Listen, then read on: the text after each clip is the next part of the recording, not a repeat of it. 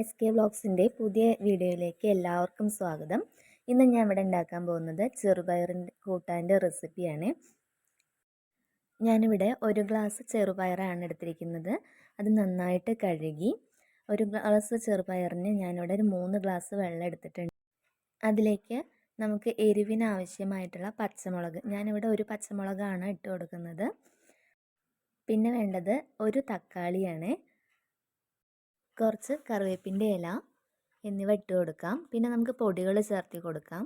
1/2 spoon മഞ്ഞൾപ്പൊടി, 1/2 spoon Kashmiri മുളക് പൊടി, പിന്നെ ആവശ്യത്തിന് ഉപ്പ് എന്നിവ ഇട്ടിട്ട് നന്നായിട്ടൊന്ന് ഇളക്കി കൊടുക്കണം.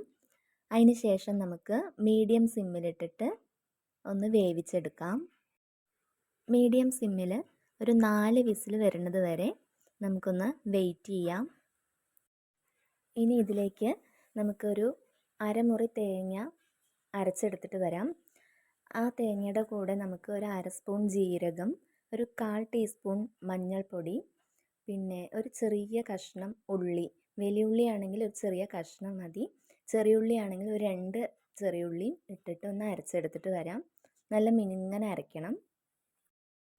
അപ്പോൾ ഇവിടെ വേവിക്കാൻ വെച്ച ചെറുപയർ റെഡി ആയിട്ടുണ്ട്.